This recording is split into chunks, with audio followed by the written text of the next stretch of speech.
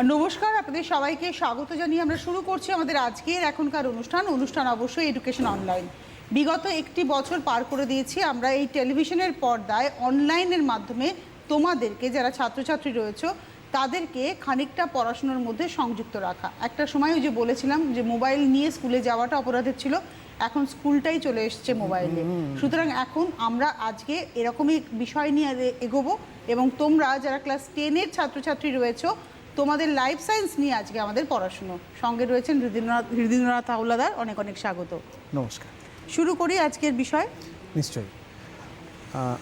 Class 10-এর বা মাধ্যমিক পরীক্ষার তো এখন নির্ঘণ্ট বেজে গেছে।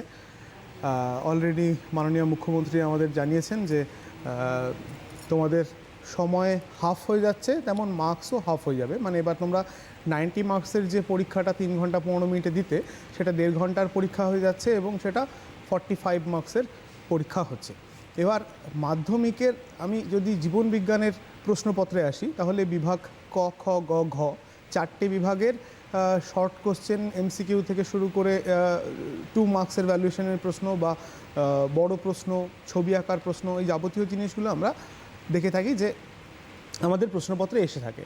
এবার কিভাবে মার্কস ডিস্ট্রিবিউশন হতে হবে বা কোন জায়গা থেকে কতটা লিখতে হবে সেই সংক্রান্ত টোটাল ডিটেলটা হয়তো পর্ষদ থেকে বা মধ্যশিক্ষা পর্ষদ থেকে এই সপ্তাহের মধ্যেই বলে দেওয়ার কথা রয়েছে। তো মাধ্যমিকের পরীক্ষার্থীরা তোমরা এখন 2 মাস সময় পেয়েছো, জুন এবং জুলাই মাস, অগস্ট মাসের সেকেন্ড উইক থেকে যখন তোমাদের পরীক্ষা শুরু হওয়ার কথা রয়েছে। তো এই 2 মাস প্রিপারেশন করো, খুব ভালোভাবে নিজেদের প্রিপেয়ার করো ফর মাধ্যমিক। কারণ এই করোনা আবহের সাথে সাথে এখন যদিও সংক্রমণ অনেকটা কমছে আগের থেকে, কিন্তু ইয়াসের জন্য যে পরিমাণ ক্ষয়ক্ষতি হয়েছে আমাদের উপকূলীয় এলাকা, আমি মেনলি বলবো পূর্ব মেদিনীপুরের প্রচণ্ড খারাপ অবস্থা এবং আমাদের উত্তর 24 পরগনাতেও বহু জায়গায় খারাপ অবস্থা রয়েছে। তো সেই সব জায়গার যে ছাত্রছাত্রী বা সাধারণ মানুষ, তাদের জন্য সমবেদনা জ্ঞাপন করছি এবং আশা রাখবো যে তারা খুব তাড়াতাড়ি আবার সামলে উঠতে পারবে। তো আজকে চলে আসবো হলো আমরা জীবন বিজ্ঞানের 3rd চ্যাপ্টার বংশগতি এবং কয়েকটা জিনগত রোগের কারণ যে চ্যাপ্টারটা রয়েছে, তার মধ্যে শুধু বংশগতি পার্টটাকে নিয়ে আজকে একটু ডিসকাশন করব। আচ্ছা, তো শুরুতে আসবো হলো বংশগতি কাকে বলে। এই যে বংশগতি কাকে বলে বলতে গেলে বোঝাতে হয়, এটার ইংরেজি নাম হেরেডিটি। এটা মডার্ন জেনেটিক্সের একটা পার্ট, হেরিডিটি বা বংশগতি।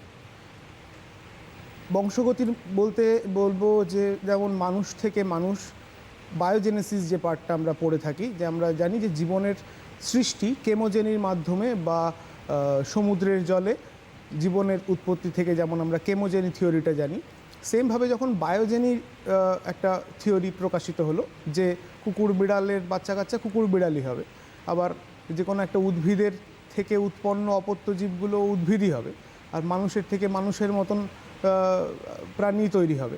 তো এই যে একই রকম বৈশিষ্ট্যের সন্ততি উৎপাদন বা অপত্য বা পরের জেনারেশনস উৎপাদন, এই টোটাল প্রসিডিওরটা হচ্ছে কি কোনো একটা প্রজনন পদ্ধতির মাধ্যমে। সেই জনন পদ্ধতিটা হতে পারে যৌন জনন, অঙ্গজ জনন বা অযৌন জনন। তো এই যে জনন পদ্ধতির মাধ্যমে পিতা মাতার চারিত্রিক বৈশিষ্ট্য বংশ পরম্পরায় বা বংশানুক্রমে অপত্যে বা পরের যে সিবলিং জেনারেশন রয়েছে তাদের মধ্যে এই যে ছড়িয়ে পড়ার যে ঘটনা, এই ঘটনাটাকে আমরা বলবো বংশগতি বা হেরিডিটি। এই বংশগতি বা হেরিডিটি পড়তে গেলে আমাদের জানতে হবে যে এই টপিকটা বা এই হেরিডিটি সম্পর্কে প্রথম কোন বিজ্ঞানী আলোকপাত করেছিলেন। আমরা নিয়ার অ্যাবাউট বিফোর ক্রাইস্ট, খ্রিস্টপূর্ব 580 থেকে 500 এই সময়কালের মধ্যে থেকে প্রথম ভাবনাটা শুরু হয় যে কিভাবে একটা মানুষের শরীর থেকে তৈরি হচ্ছে বা অন্য কোনো একটা প্রাণীর শরীর থেকে জন্মলাভ করছে। তো বিভিন্ন বিজ্ঞানী, যারা আমরা সাধারণত বইতে গ্রেগর জোহান মেন্ডেলের কথা পড়ে থাকি যে উনি বংশগতির জনক বা বংশগতি বিদ্যার জনক, সুপ্রজনন বিদ্যার জনক, ফাদার অফ জেনেটিক্স বলা হয়, কিন্তু ওনার পূর্ববর্তীও অ্যারিস্টটল, পিথাগোরাস,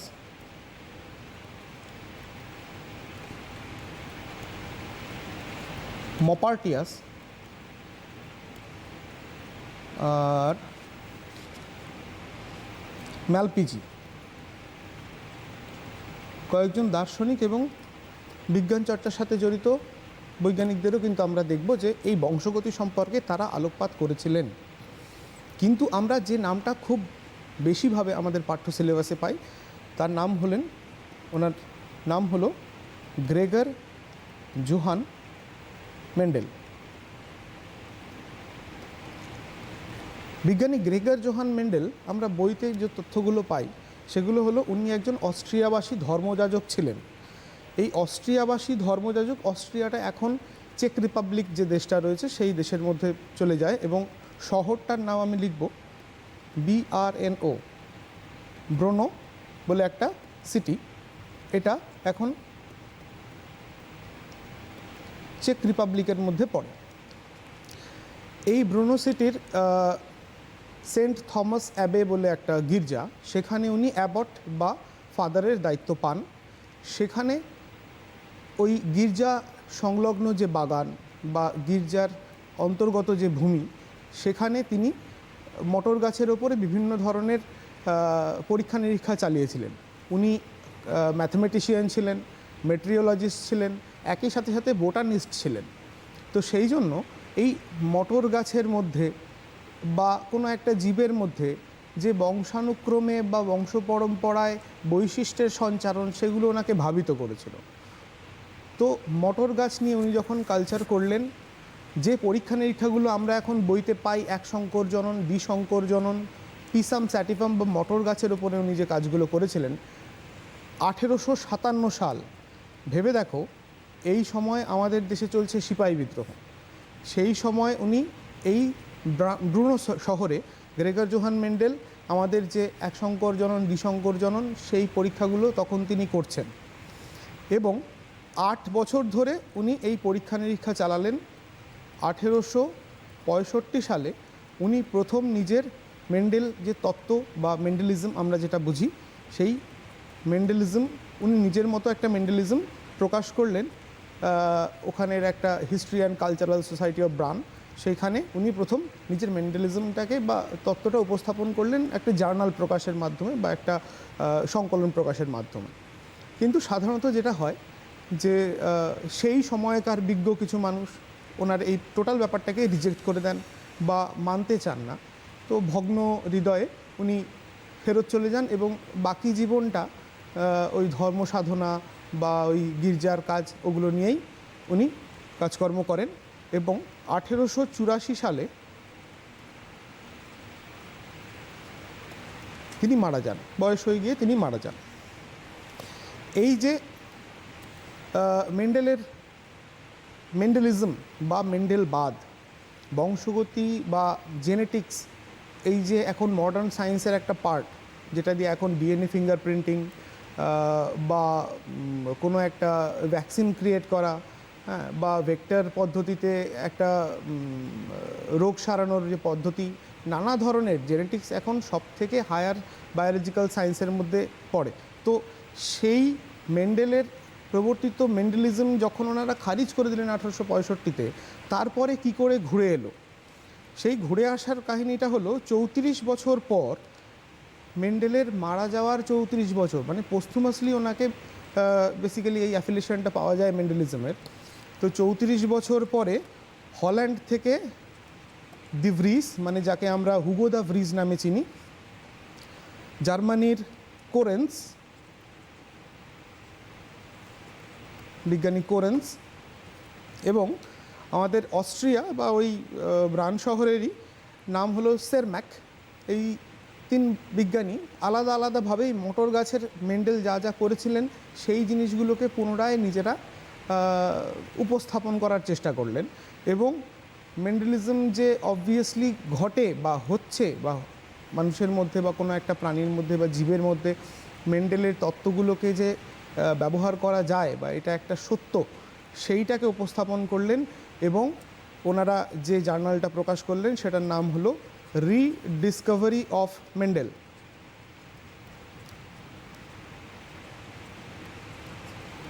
রিডিসকভারি অফ মেন্ডেল, এইভাবে মেন্ডেলবাদটা কিন্তু প্রকাশ্যে এলো এবং আমরা মেন্ডেলিজম সম্পর্কে অবগত হলাম।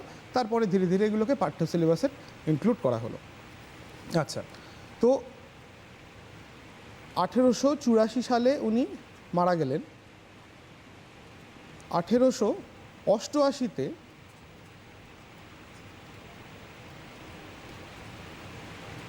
ক্রোমোজোম নামকরণ করলেন বিজ্ঞানী ওয়াল্ডেয়ার হার্টজ। দেখো, ওর পরবর্তীতে উনি মারা যাওয়ার পরবর্তীতে ক্রোমোজোম আবিষ্কার হলো। ওনার মারা যাওয়ার 34 বছরের পরে যখন রিডিসকভারি অফ মেন্ডেলিজম হলো, সেটা হলো 1900 সাল।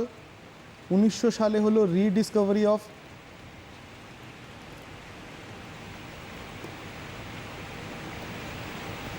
মেন্ডেলিজম। 1905-এ গিয়ে প্রথম জেনেটিক্স শব্দটাকে প্রবর্তন করলেন বিজ্ঞানী বেটসন। 1909 গিয়ে জিন কথাটাকে আনলেন বিজ্ঞানী জোহানসন।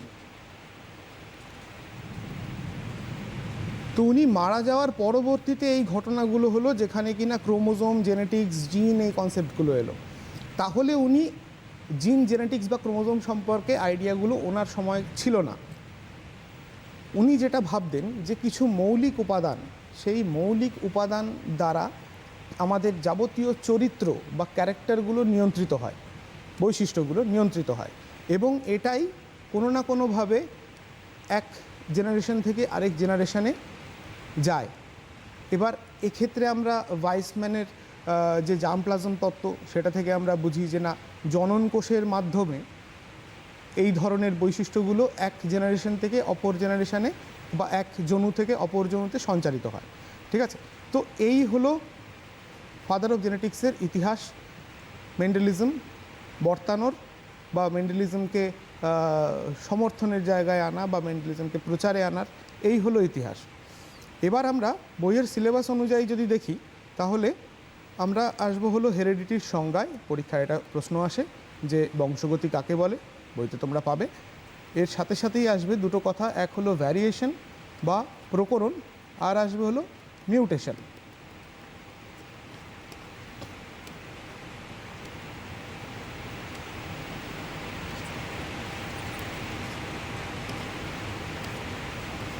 আচ্ছা, ভ্যারিয়েশন, ভেদ বা প্রকরণ কথাটা প্রথম ডারউইনিজমের আমরা কিন্তু পাই। তোমাদের সিলেবাস রিডিউস হওয়ার আগে যদি তোমাদের অভিব্যক্তি পড়া হয়ে গিয়ে থাকে, তাহলে তোমরা ডারউইনিজের কনসেপ্টে কিন্তু ভেদ বা প্রকরণের কনসেপ্টটা পাবে। ওই ভেদ বা প্রকরণ দ্বারা সুসজ্জিত হওয়ার ফলে কোনো একটা জীব যে সংগ্রাম, নিজের জীবনে আন্তঃপ্রজাতি সংগ্রাম, অন্তঃপ্রজাতি সংগ্রাম বা প্রকৃতির বিরুদ্ধে সংগ্রাম, সেই সংগ্রামগুলো করে জয়ী হতো। তো ভেদ বা প্রকরণ একটা খুবই ইম্পর্ট্যান্ট জিনিস যে কোনো জীবের ক্ষেত্রে, যেটা তাকে অন্য জীব থেকে আলাদা করে। তো ভেদ বা প্রকরণের সংজ্ঞা যদি আসি, সেটা কীরকম হবে? সেটা হলো, বলছে যে জিনগত কারণে বা পরিবেশগত কারণে দেখা যায় যে একই প্রজাতির মধ্যে বিভিন্ন যে সদস্যরা রয়েছে, তারা একে অপরের থেকে চারিত্রিক গুণাবলীতে আলাদা হয়, এবং এই চারিত্রিক গুণাবলীগুলো তাদের পার্মানেন্ট বা স্থায়ী হয়। এটাকে আমরা বলবো হলো ভ্যারিয়েশন বা প্রকরণ। এবার হেরিডিটির কথায় যখন আমরা আসি, তখন দেখি পিতা এবং মাতার চারিত্রিক গুণাগুণ পরের জেনারেশনে যাবে। প্রথম জেনারেশনটাকে আমরা বলি সাধারণত প্যারেন্টাল জেনারেশন বা জনিত্রীজনু, এবং পরের জেনারেশনটাকে বলা হয় সিবলিং জেনারেশন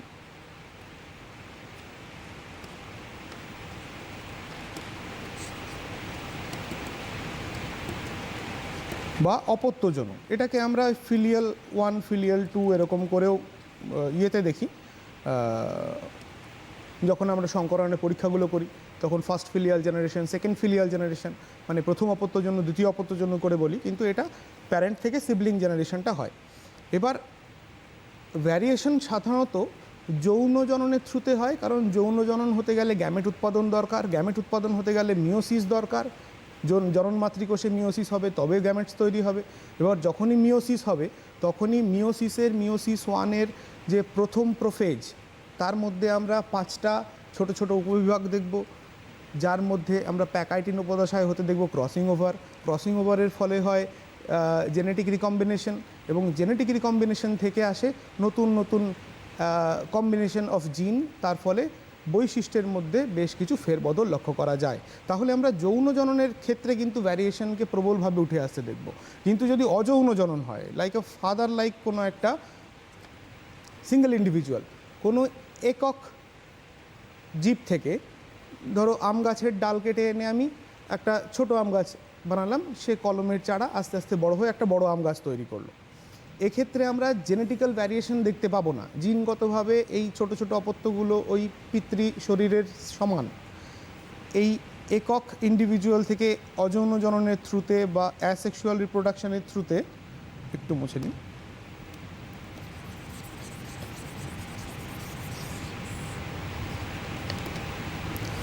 অ্যাসেক্সুয়াল রিপ্রোডাকশনের থ্রুতে যারা তৈরি হয় প্রত্যেকে জেনেটিক্যালি সেম হয়, এদের প্রত্যেককে বলা হয় র্যামেট,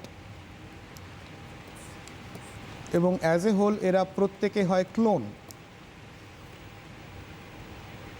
তোমাদের এই বংশগতি চ্যাপ্টারটা ক্লাস 12-এও আছে, তো আমি 12-এরও যেহেতু সামনে পরীক্ষা, তো তোমরাও এই সেম প্রোগ্রামটা দেখতে পারো।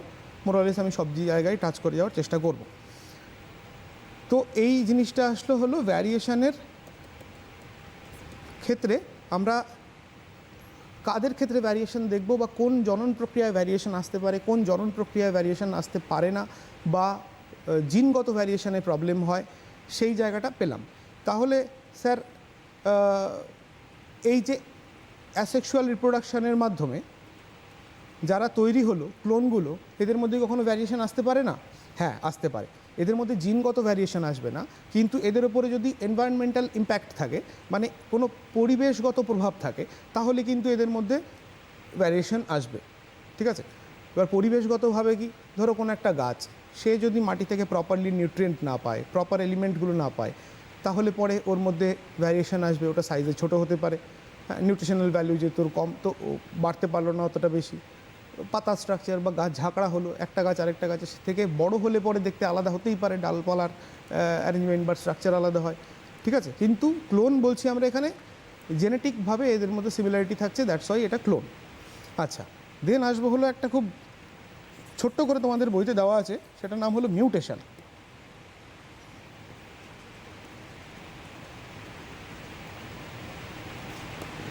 আচ্ছা, ভ্যারিয়েশনের ক্ষেত্রে আমি বইতে উল্লেখ করে দেবো যে দুটো তোমাদের মানুষের শরীরে দুটো ভ্যারিয়েশন পরিলক্ষিত হয়, সেই ভ্যারিয়েশনগুলোর নাম তোমার যেটা বইতে রয়েছে। এক হলো রোলার জীব, নন রোলার জীব, মানে জীব রোল করা যায়। এই যে জীব রোল করা যায়, এটা ম্যাক্সিমাম লোকজনই পারে, তার মানে এটা একটা প্রকট চরিত্র বা একটা প্রকট গুণ, একটা প্রকট বৈশিষ্ট্য। আর অনেকে জীব রোল করতে পারে না, সেটা হলো প্রচ্ছন্ন বৈশিষ্ট্য। ঠিক আছে? আবার কানের লতি, এই যে আমরা কানের যে পিনা বা কর্ণছত্র, তার নিচের যে অংশটা পাতলা নরম, ঠিক আছে, এখানে কার্টিলেজ থাকে না, এই জায়গাটার যে লতি, এই লতিটা অনেকের মুখমণ্ডল বা আমাদের যে সারফেস অফ ফেস আছে সেটার থেকে একটু দূরের দিকে থাকে, তো এটাকে মুক্তলতি বলে। এটা বেশিরভাগ মানুষের ক্ষেত্রে এই মুক্তলতি পাওয়া যায়, তো এটা একটা প্রকট বৈশিষ্ট্য।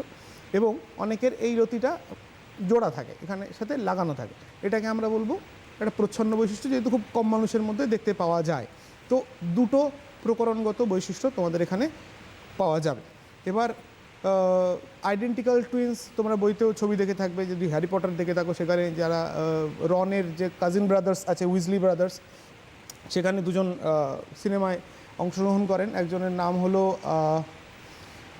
জেমস ফিল্পস, আর একজনের নাম হলো অলিভ ফিল্পস। দুজন একদম সেম টু সেম দেখতে। হ্যারি পটারের পরপর যে সিকোয়েন্সিং যে সিনেমাগুলো এসেছিলো, ওটা আস্তে আস্তে বড় হয়েছে, তো একদম ডিটো কপি, একজন আরেকজনের সাথে একই রকম দেখতে। তো এরা আইডেন্টিক্যাল টুইন্স হয়। এদেরও জিনগত পরিকাঠামো এক, এদের ভেতরেও জিনগতভাবে এদের শরীরে সেম সেম টাইপের প্রোটিন, সেম মলিকিউলস, সেম জিনিস পাওয়া যায়।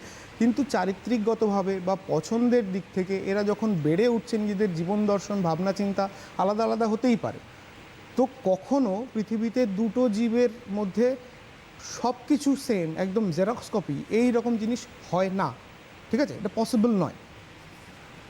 আচ্ছা, তো মিউটেশনে আসবো। মিউটেশনের ক্ষেত্রে বইতে বলা হচ্ছে যে এমন একটা আকস্মিক ঘটে যাওয়া স্থায়ী পরিবর্তন, যা কোনো একটা জীবের জিন বস্তু বা জেনেটিক এলিমেন্ট লাইক ডিএনএ বা আরএনএ তার মধ্যে ঘটে যায় এবং তার ফলে কিছু নতুন ক্যারেক্টার্স তৈরি হয় বা কিছু নতুন বৈশিষ্ট্যের আগমন ঘটে, তাকে আমরা বলি মিউটেশন। কিন্তু এটা একক ব্যক্তিত্বের মধ্যে বা সিঙ্গেল ইন্ডিভিজুয়ালের মধ্যে ঘটবে। খুব রিসেন্ট ধরো করোনা ভাইরাস, আমাদের এটা আরএনএ ভাইরাস। তো প্রথমবার যখন ফার্স্ট ওয়েভ এসেছিল তখন এটাকে কন্ট্রোল করা গেল, লকডাউন করে সবাই কন্ট্রোল করে দিল। কিন্তু যেহেতু এটা একটা সিঙ্গেল হোস্ট, মানে শুধু মানুষের উপর ক্রিয়া করে, আপাতত খুঁজে পাওয়া যায়নি বা এটার উপর আমার জানা নেই যে কুকুর, বিড়াল, মশা, মাছি এদের মধ্যে এর কোনো সংক্রমণ বা এদের ইনফেক্ট করে কি না জানা নেই আমার। তো যদি এটা একটা সিঙ্গেল হোস্ট মানুষের মধ্যেই ছড়ায়, তাহলে হিউম্যান জিনোম, যার মধ্যে অজস্র জিন, সেগুলোকে ও কম বেশি দেখেছে, বুঝেছে এবং ভ্যারিয়েন্ট ক্রিয়েট করেছে। লাস্ট টাইম আমরা এখন যে সেকেন্ড ওয়েভের আগে যে ভ্যারিয়েন্টগুলো পৃথিবী দেখলো, সেটার মধ্যে UK variant, Australian variant, Russian variant এবং আমাদের ইন্ডিয়ায় ডাবল মিউট্যান্ট ভ্যারিয়েন্ট তৈরি হয়েছে, যে ডাবল মিউট্যান্ট ভ্যারিয়েন্টটা খুবই অ্যাগ্রেসিভ এবং মর্টালিটি রেটটা এটা অনেকটা বেশি, সংক্রমণের হারটাও অনেকটা বেশি। তো এই যে চেঞ্জ, এর মধ্যে একটা মডিফিকেশান এলো। দেখো ডিএনএ কিন্তু নেই করোনা ভাইরাসের মধ্যে, আরএনএ ওর জেনেটিক এলিমেন্ট, তো এটাকে জেনেটিক আরএনএ বলে। আমাদের শরীর যারা ডিএনএ পজেস করি, আমাদের আরএনএ যেগুলো তৈরি হয়, টিআরএনএ, এমআরএনএ বা আরআরএনএ, এগুলো হলো নন জেনেটিক আরএনএ। এরা ডিএনএর কাজগুলোকে আরএনএর থ্রুতে করিয়ে নেয়। ডিএনএর মধ্যে যাবতীয় ইনফরমেশন আরএনএ এখানে হেল্প করে। ডিএনএর যা কিছু প্রেসক্রিপশন রয়েছে সেই অনুযায়ী কাজগুলো কোষের মধ্যে ঘটানোর, এরা হেল্পার। কিন্তু এই ধরনের যারা জেনেটিক আরএনএ পজেস করে, ভাইরাস বা অন্যান্য ভাইরাস যারা আছে, তাদের ক্ষেত্রেও মিউটেশন আসতে পারে, যেটা আমরা দেখেছি ডাবল মিউট্যান্ট করোনা ভাইরাসের স্ট্রেন। তো সেই মিউটেশনগুলো কি করে আসে, কি করে এই পরিবর্তনগুলো আসে? অ্যাজ এ হোল তো সব করোনা ভাইরাস ডাবল মিউট্যান্ট হয়ে গেল না। আমরা 4 জায়গায় কন্টিনেন্টে 4টে আলাদা আলাদা মহাদেশে 4টে আলাদা ধরনের ভ্যারিয়েন্ট দেখলাম। তার মানে মিউটেশন সিঙ্গেল ইন্ডিভিজুয়ালে আসতে পারে, অল্প কিছু সংখ্যক সদস্যের মধ্যে আসতে পারে, গোটা পপুলেশনে আসবে না। যদি কখনো মিউটেশন গোটা পপুলেশনে আসে, একটা নতুন ক্যারেক্টার রেইজ করে, তখন সেটাকে আমরা ওর জীবনযাপন অনুযায়ী অ্যাডাপ্টেশনের সাথে বা প্রকরণ বলতে পারি। এই ছোট ছোট প্রকরণগুলোর মাধ্যমে যখন নতুন নতুন অ্যাডাপটিভ ফিচার্স নিজের শরীরের সাথে, পরিবেশের সাথে খাপ খাইয়ে নেওয়ার জন্য আস্তে আস্তে তৈরি করে, তখন আমরা এই অ্যাডাপ্টেশনসগুলো, একাধিক অ্যাডাপ্টেশনসগুলোকে নিয়ে আমরা কি বলি, টোটালটা ইভলিউশন হয়ে গেছে। সেই পুরনো আদি প্রাণীর, সে যেটা এত রকম প্রকরণ পেয়ে এসে নতুন একটা জীবের সৃষ্টি করেছে, সেই জীবটার সাথে পুরনো জীবটার আমূল পরিবর্তন, গঠনগত বা চরিত্রিকভাবে অনেক পরিবর্তন এসে গেল। তো তখন আর সেটাকে রেকগনাইজ করা যাচ্ছে না যে এর পূর্বপুরুষ ওটাই। তো এভলিউশনের সাথেও কিন্তু ভ্যারিয়েশন বলো বা হেরিডিটি বলো, সবই ওই চেন ওয়াইজ একটা আরেকটার অঙ্গাঙ্গিকভাবে জড়িত। ঠিক আছে? তো মিউটেশনের আমি একটু বর্ণনাটা করে নিয়ে দেখি ঢুকবো তোমাদের পাঠ্য সিলেবাসে যা আছে। মিউটেশন ওরিয়েন্টেড, মিউটেশন কী করে হয় বা কীভাবে আসতে পারে সেই সম্পর্কিত বইয়ে ছোট্ট একটা প্যারাগ্রাফ বলা রয়েছে। এখানে আমরা প্রথম আসবো হলো chromosomal aberration.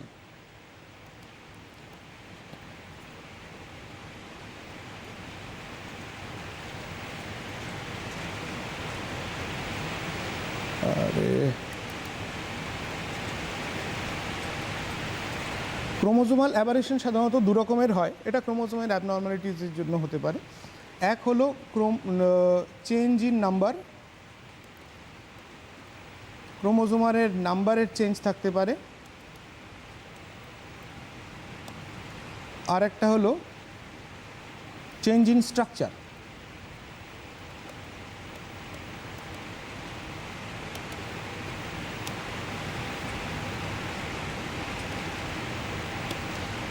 Change in number আর চেঞ্জ ইন স্ট্রাকচার। নাম্বারের দিক দিয়ে ধরো আমাদের মানুষের শরীরের ক্রোমোজোম সংখ্যা হলো 46। এই যে 46 ক্রোমোজোম, আমরা জানি 46 ক্রোমোজোম আমাদের শরীরে দুরকমভাবে থাকে। একটা হলো 44টা অটোজোম, আর ছেলেদের ক্ষেত্রে এটা হতে পারে XY ফর মেল আর XX ফর ফিমেল। এই হলো গিয়ে আমাদের 46টা ক্রোমোজোমের অটোজোম এবং সেক্স ক্রোমোজোমাল যে ক্যাটাগরিটা আছে, এই ক্যাটাগরি। তো এখানে চেঞ্জ ইন নাম্বারের দিক থেকে আমরা দেখতে পারি, এক হলো পলিপ্লয়েডি।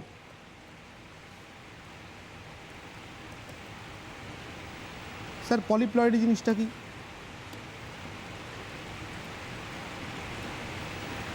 46N মানে হলো 2N, ডিপ্লয়েড সেল।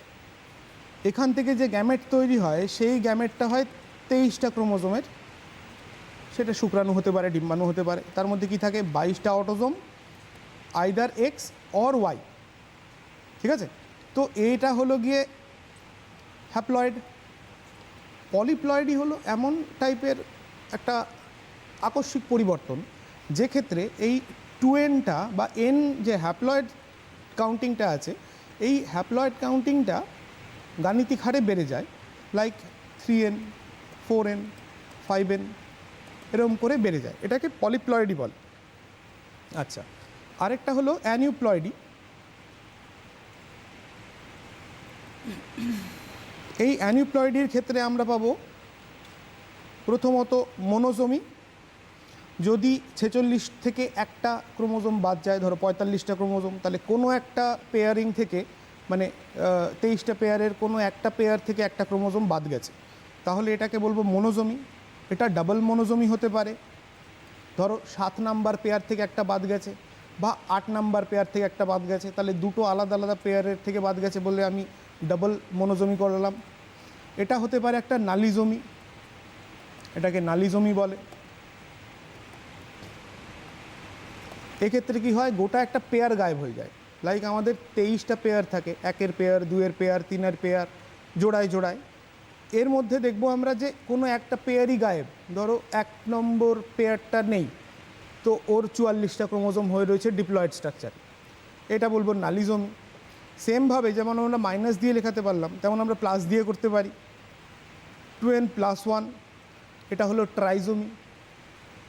কোনো একটা পেয়ারের মধ্যে ধরো 21 নাম্বার পেয়ারের দুটো ছিল অলরেডি, তার সাথে আরেকটা এক্সট্রা কোথা থেকে চলে এসেছে, এটা হলো ট্রাইজোমি। ডাবল ট্রাইজোমি হতে পারে, ঠিক আছে? তো এইগুলো সবই হয়ে যায় অ্যানিউপ্লয়েডির মধ্যে, যে ক্ষেত্রে এন সংখ্যাটা আগের বার যে পলিপ্লয়েডিতে এন করে বেড়ে গেছে, যে এন থেকে 2N, 3N, 4N, 5N, এখানে ওরকম অ্যাজ এ সেট বা জিনোমগতভাবে ওটা বাড়ে না। এটা একক একটা করে ক্রোমোজোমের কম বেশি হওয়ার জন্য বা দুটো করে, মানে সংখ্যার দিক থেকে ক্রোমোজোম কম বেশি হওয়ার জন্য এই অ্যানিউপ্লয়েডিটা ঘটে। আর চেঞ্জ ইন স্ট্রাকচারের যদি আমরা দেখি, চেঞ্জ ইন স্ট্রাকচারের ক্ষেত্রে আমরা দেখব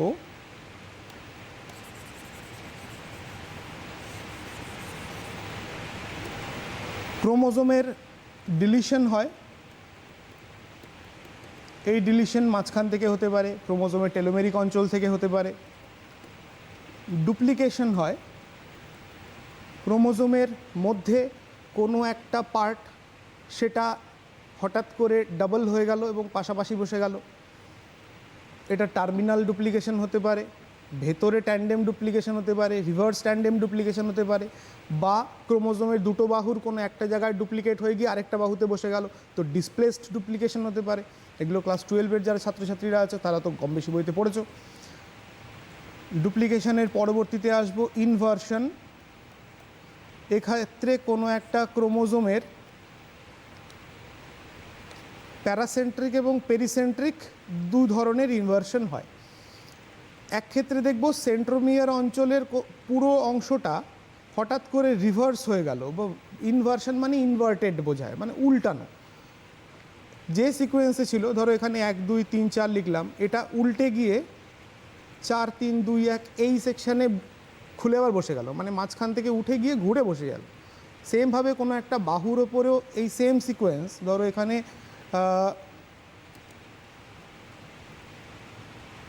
5, 6, 7, 8 লিখলাম, এটা ইনভার্টেড হয়ে গিয়ে এখানেই বসলো 8, 7, 6, 5 হিসাবে। তাহলে ওখানে কিন্তু ক্রোমোজোমের মধ্যে এই যে সিকোয়েন্স বা নাইট্রোজেনযুক্ত যে বেস যেগুলো রয়েছে আমাদের, নাইট্রোজেনের ক্ষার, অ্যাডেনিন, গুয়ানিন যেগুলো রয়েছে, সেগুলোর মধ্যে একটা সিকোয়েন্সিংয়ের পরিবর্তন হয়ে যায়। এটা হলো ইনভার্সন। আরেকটা হলো ট্রান্সলোকেশন। ট্রান্সলোকেশনের ক্ষেত্রে রবার্টসোনিয়ান ট্রান্সলোকেশন, যারা 12-এ পড়ছো তারা কম বেশি জানবে। রবার্টসোনিয়ান ট্রান্সলোকেশনের ক্ষেত্রে বলতে পারি যে দুটো নন হোমোলোগাস ক্রোমোজোম যারা একে অপরের সাথে সিমিলার নয়, তাদের মধ্যে যদি খণ্ডাংশের বিনিময় ঘটে, তাহলে পরে এটাকে ট্রান্সলোকেশন বলে। দুটো অসমসংস্থ ক্রোমোজোমের মধ্যে যদি খণ্ডাংশ বিনিময় হয় তাহলে তাকে ট্রান্সলোকেশন বলবো। তো এইগুলো হলো চেঞ্জ ইন স্ট্রাকচার, এটাও মিউটেশনের জন্য দায়ী। আর তোমাদের বইতে একটা আছে, সেটার নাম হলো গিয়ে ডিএনএ সিকোয়েন্সের পরিবর্তন। ডিএনএ সিকোয়েন্সের পরিবর্তনের দিক দিয়ে আমরা বলতে পারি, ধরো ডিএনএর মধ্যে একটা রিজিয়ন আছে টিএসি, সেখান থেকে একটা এমআরএনএ তৈরি হলো, তাহলে টি এর সাথে সাথে আসবে হলো এ থেকে আসবে ইউ, সি থেকে আসবে জি। এটা ধরে নাও একটা ডিএনএ টেমপ্লেট স্ট্র্যান্ড, সেখান থেকে একটা আরএনএ তৈরি হচ্ছে, কি আরএনএ? এমআরএনএ তৈরি হচ্ছে। এই এইউজিটা হলো একটা স্টার্ট কোডন, যেখান থেকে কোনো একটা ট্রান্সলেশন শুরু হয় বা প্রোটিন উৎপাদন শুরু হয়। এইউজিতে মিথিওনাইন নামক অ্যামাইনো অ্যাসিড দ্বারা শুরু হয়। তো যে কোনো প্রোটিনের শুরুর অ্যামাইনো অ্যাসিডটা হলো মিথিওনাইন, এটা বড় হলে জানতে পারবে। তো আমি যেখানে আসছি সেটা হলো ডিএনএর মধ্যে এই যে টিএসি, এই যে সিকোয়েন্সটা রয়েছে, সেই সিকোয়েন্সের জন্য এমআরএনএতে এইউজি সিকোয়েন্সটা তৈরি হলো থ্রু ট্রান্সক্রিপশন। ডিএনএ থেকে আরএনএ তৈরি হওয়ার সময় ট্রান্সক্রিপশন পদ্ধতিতে টিএসি এর জন্য এইউজিটা তৈরি হলো। যদি টিএসিটা কোনোভাবে এটিসি বা সিএটি এই সব যদি হয়ে যেত আকস্মিক কারণে, তাহলে পরে এইউজি তৈরিও হতো না এবং এখান থেকে কোনো ট্রান্সলেশন বা কোনো প্রোটিন মলিকিউল তৈরি হওয়া শুরুও হতো না। ধরে নাও এই যে প্রোটিন মলিকিউলটা তৈরি হচ্ছিল সেটা হলো মেলানিন, আমাদের ত্বকের রঞ্জক বর্ণ। তো যদি মেলানিন না তৈরি হয় তাহলে অ্যালবাইনিজম রোগ আসবে, এটা একটা অটোজোমাল প্রচ্ছন্ন রোগ, ঠিক আছে? তো এইভাবে কিন্তু মিউটেশন কোনো একটা ক্রোমোজোমের মধ্যে বা কোনো একটা ডিএনএর মধ্যে যদি বেস সিকোয়েন্স যেগুলো আছে সেই বেস সিকোয়েন্সের যদি ফেরবদল ঘটে তাহলেও মিউটেশন আসতে পারে। ওকে, বইতে চলে আসি। বইতে তোমাদের এবারে কতগুলো টার্মস রয়েছে, যে টার্মগুলো নিয়ে আমরা কথা বলবো সেগুলো সম্পর্কে তোমাদের ছোট ছোট করে পরীক্ষায় লিখতে দেয়, কোনোটা 1 ভ্যালুয়েশন, কোনোটা 2 ভ্যালুয়েশনের। তো শুরুতেই আসবো হলো character and trait. Characters and traits, বাংলায় বলে ক্যারেক্টার হলো বৈশিষ্ট্য, ট্রেট হলো চরিত্র। অনেকে এটা বৈশিষ্ট্য চরিত্রটাকে গুলিয়ে ফেলে, দুটো সেপারেট জিনিস। ধরো ক্যারেক্টার হলো মটর গাছের দৈর্ঘ্য, আর চরিত্র হলো দুটো, একটা লম্বা আর একটা হলো বেঁটে, ঠিক আছে? তো দৈর্ঘ্য এবং চরিত্র বোঝা গেল। তো ট্রেট হলো অল্টারনেট কতগুলো অবস্থা কার? ক্যারেক্টারের, ঠিক আছে? এবং ক্যারেক্টার সবসময় নির্দেশিত হবে কোনো একটা জিন দ্বারা বা মৌলিক উপাদান, যেটা মেন্ডেল ওটাকে মৌলিক উপাদান, একটা ফান্ডামেন্টাল বা অ্যালিল হিসাবে ভেবেছিলেন। এবার কথা হলো অ্যালিল কাকে বলে, এটা পরবর্তীতে আসবো যে অ্যালিল কি। অ্যালিল বোঝানোর আগে একটু বলতে হয় হোমোলোগাস ক্রোমোজোম কাকে বলে। আমাদের শরীরে 46টা যে ক্রোমোজোম রয়েছে সেগুলো পেয়ারিংয়ে থাকে। আমি প্রথমে বললাম 44টা অটোজোমাল পেয়ার, মানে কি বলে, 22টা অটোজোমাল পেয়ার, 44টা ইন কাউন্টিং। আর দুটো থাকছে হলো সেক্স ক্রোমোজোম, ছেলেদের ক্ষেত্রে এটা XY, মেয়েদের ক্ষেত্রে এটা X, দুটো X থাকে। আচ্ছা, এই যে অ্যালিল সবসময় হোমোলোগাস ক্রোমোজোমের মধ্যে দুটো যে জিন রয়েছে বা দুটো মৌলিক উপাদান যারা কোনো একটা ক্যারেক্টারের সম বা বিষম চরিত্রের নির্ণায়ক, দুটোই লম্বা হতে পারে বা দুটোই বেটে হতে পারে, একটা লম্বা একটা বেটেও হতে পারে, কিন্তু এরা কোনো একটা ক্রোমোজোমের মধ্যে বা একটা হোমোলোগাস পেয়ারিংয়ের মধ্যে এই জিনটা থাকবে, অন্য কোনো হোমোলোগাস পেয়ারে এই জিনটা যাবে না। সেই হোমোলোগাসিটির জন্য আমরা হোমোলোগাস অর্গান বা অভিব্যক্তিতে পড়েছিলাম সমসংস্থ অঙ্গ। তো ওটার কী হতো, গঠনগতভাবে সব স্ট্রাকচারগুলো এক, কিন্তু কাজের দিক থেকে আলাদা। এখানেও ওই হোমোলোগাস ক্রোমোজোম বলতে বোঝায় যে ক্রোমোজোম দুটোর দৈর্ঘ্য এক, প্রস্থ এক, একই রকমের জিন বহন করে, সেই জিনগুলো একই রকমের ক্যারেক্টার বা ট্রেট বহন করে, তাদেরকে আমরা হোমোলোগাস ক্রোমোজোম বলি। এবং এই হোমোলোগাস ক্রোমোজোমেরই পেয়ারিং হয়, জোড়ায় জোড়ায় অবস্থান করে, যেমন 1-এর জোড়া, 2-এর জোড়া, 3-এর জোড়া, এরকম করে 22-এর জোড়া পর্যন্ত অটোজোম, 23 নম্বর জোড়াটা হলো সেক্স ক্রোমোজোম। তো এই অ্যালিলের ক্ষেত্রে আমরা যদি দুটো ক্রোমোজোম ধরে নিই, এই দুটো ক্রোমোজোমের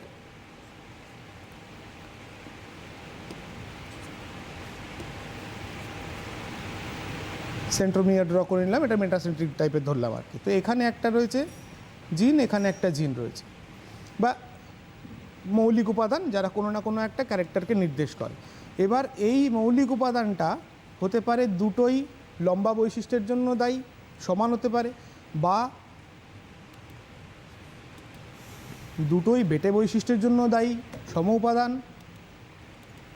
বা বিষম প্রকৃতিরও হতে পারে, যে ক্ষেত্রে এটা বিষম উপাদান। তো এইভাবে আমরা হোমোজাইগাস আর হেটেরোজাইগাস কনসেপ্টটাকেও পাই।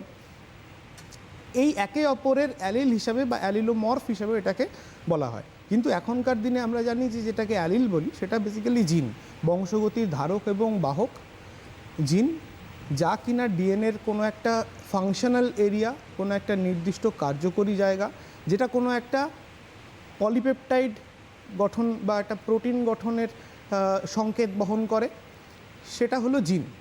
তো এই অ্যালিল বা জিন মোরাললেস সিমিলার, কিন্তু অ্যালিলের সংজ্ঞা অ্যালিলের মতো করে বলতে হবে, জিনের সংজ্ঞা জিনের মতো করে বলতে হবে। আচ্ছা, যদি কতক্ষণ বাকি আছে? আর মিনিট 9 বাকি। আচ্ছা, তো এই যে অ্যালিলের স্ট্রাকচারটায় এলাম, এই অ্যালিল সম্পর্কে আমরা বললাম যে কোনো একটা ক্রোমোজোমের নির্দিষ্ট একটি স্থানে কোনো একটা বৈশিষ্ট্যের জন্য সম বা বিষম চরিত্রের যে মৌলিক উপাদানগুলো রয়েছে তারা পরস্পরের অ্যালিল।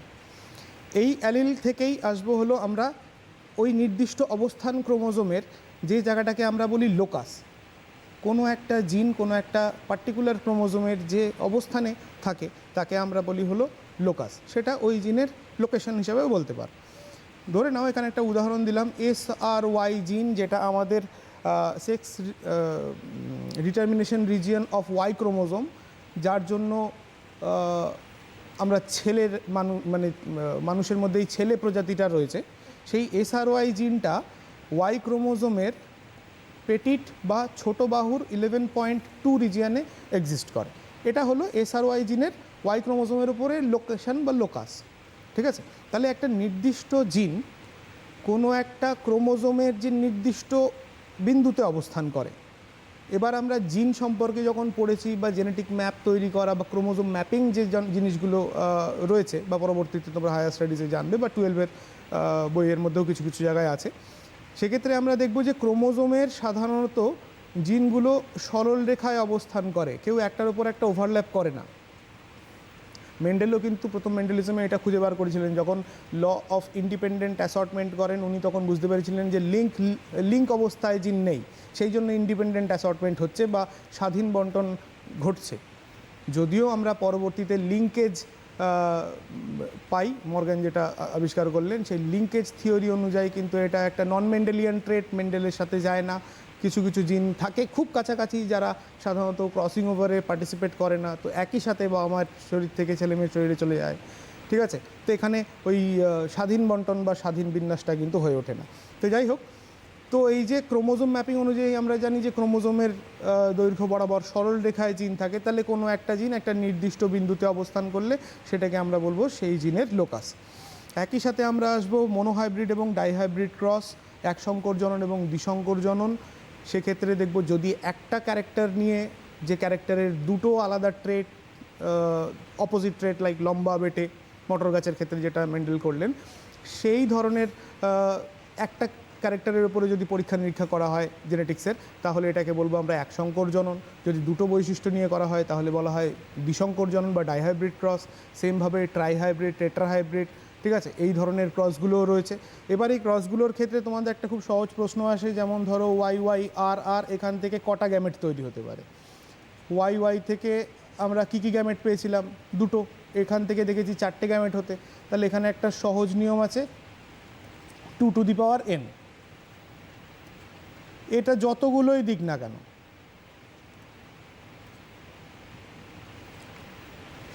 হেটেরোজাইগাস পেয়ার, যেগুলো হেটেরোজাইগাস পেয়ার রয়েছে সেই হেটেরোজাইগাসগুলো আমরা কাউন্টিং করব 1 2 3 4, তাহলে এটা হবে 2^4। তাহলে আসবে হলো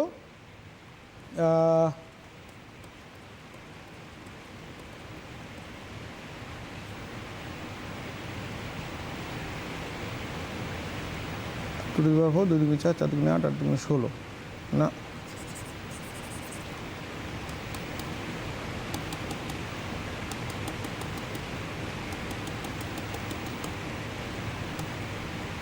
ঠিক আছে, আমরা দ্বিসংকর জননের ক্ষেত্রে 16টা পাই বক্সের মধ্যে, আর এর ক্ষেত্রে এক সংকরের ক্ষেত্রে 4টে পাই। ত্রিশঙ্করের ক্ষেত্রে আমরা পাবো 32টা, আর এক্ষেত্রে পাবো আমরা 64টা। ঠিক আছে, আচ্ছা, তো এই ধরনের আমরা যদি সূত্রটা মেনে চলি, তাহলে আমরা ধরো এরকম কোনো একটা জায়গা পেলাম যে Y Y R R capital A capital A capital B capital B, তাহলে এই পেয়ারিংগুলো যেহেতু হোমোজাইগাস রয়েছে তো এগুলোকে কাউন্টে আনবো না। দুটো আছে তাহলে 2 to the power 2, 2 to the power n এ 2 টু দি পাওয়ার 2 বসাবো।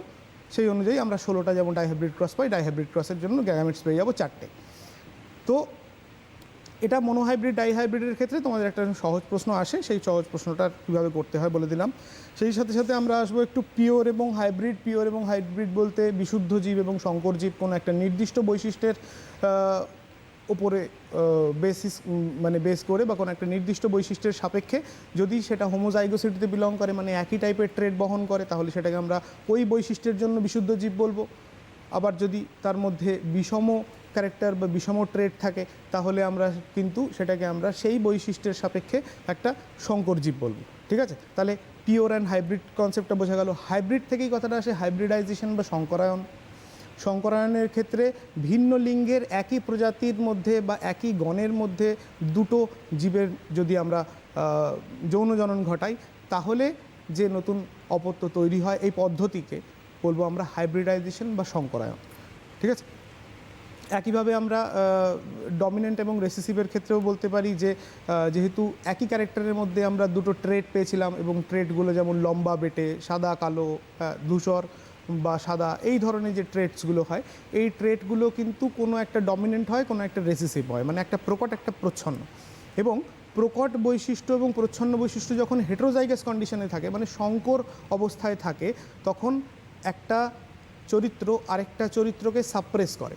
যেটা সাপ্রেসড হচ্ছে সেটাকে আমরা বলবো প্রচ্ছন্ন বৈশিষ্ট্য, এবং যেটা প্রকাশিত হচ্ছে বাহ্যিক চারিত্রিক বৈশিষ্ট্যতে সেটাকে আমরা বলবো প্রকট বৈশিষ্ট্য। তাহলে বাহ্যিক চারিত্রিক বৈশিষ্ট্যে প্রকাশিত বৈশিষ্ট্যগুলোকে আমরা ফেনোটাইপস বলি। তাহলে ফেনোটাইপে অলওয়েজ প্রকট বৈশিষ্ট্যগুলো আসবে। আবার জিন সংযুক্তির দ্বারা যে জেনোটাইপিক বৈশিষ্ট্যগুলো তৈরি হয়, সেখানে কিন্তু আমরা প্রচ্ছন্ন জিনগুলোকে পাবো। তো জেনোটাইপস যদি আমরা খুঁজে বার করি কোনো একটা জীবের কোনো একটা পার্টিকুলার বৈশিষ্ট্যের রেসপেক্টে, তাহলে পরে কিন্তু আমরা একটা জেনোটাইপিক জেনোটাইপিক ক্যারেক্টার পাবো, আবার একটা ফেনোটাইপিক আইডেন্টিটিও পাবো। তো প্রকট বৈশিষ্ট্য ফেনোটাইপে আসবে, এবং যদি সংকর হয় তাহলে প্রচ্ছন্ন বৈশিষ্ট্য জেনোটাইপে থেকে যাবে। সেক্ষেত্রে আমরা যখন এক সংকর বা দ্বিসংকর জননের যে পরীক্ষাগুলো করি, সেক্ষেত্রে আমরা অনুপাত নির্ধারণ করি যে বিভিন্ন যে সন্তান সন্ততি বা অপত্য জেনারেশনসগুলো তৈরি হচ্ছে, তাদের মধ্যে ফেনোটাইপিক এবং জেনোটাইপিক অনুপাতগুলো কী কী থাকছে। ঠিক, আচ্ছা আচ্ছা, মেন্ডেলিজমের মধ্যে যেটা মডার্ন মেন্ডেলিজম বা আমরা বলতে পারি রিডিসকভারি অফ মেন্ডেলিজমের থেকে যেগুলো আসে, সেগুলোতে প্রথমে আসে হলো law of unit character. Mendel যেটা ভেবেছিলেন সেটা হলো একটা জিন একটা বৈশিষ্ট্য বা একটা চরিত্রকেই প্রকাশ করতে পারে। ঠিক আছে, এই ধরনের মনোজেনেটিক ক্যারেক্টার, যেটা সিঙ্গেল জিন থেকে যে ক্যারেক্টারটা রেইজ করে, সেটাকে একটা ইউনিট ক্যারেক্টার হিসেবে বলা হয়। মানে ক্যাপিটাল টি সবসময় গাছটাকে দৈর্ঘ্যে বাড়াবে, আর স্মল টি হলে এটা জন্মগতভাবেই ও খর্ব, জিনগতভাবেই খর্ব, ও বাড়বে না। যতই নিউট্রিশন দাও সেই হাতখানেক মটর গাছটা আর বাড়বে না। তো এটা হলো law of unit character. Then আমরা একটা বাইল পাই, প্রকটতার সূত্র, law of dominance. Law of ডমিনেন্সে বলা হলো কি, যে কোনো একটা প্রকট বৈশিষ্ট্য প্রচ্ছন্ন বৈশিষ্ট্যকে সাপ্রেস করে নিজে ফেনোটাইপে প্রকাশিত হবে, এটাকে বলা হয় ল অফ ডমিনেন্স। এর সাথেই ল অফ রেসিসিভনেসও অনেকে ভাবে যে বলে, সেটা হলো যে যে বৈশিষ্ট্যটা প্রকট বৈশিষ্ট্যের জন্য ফেনোটাইপে আসতে পারছে না, সেটাকে আমরা ল অফ রেসিসিভনেসও বলতে পারি।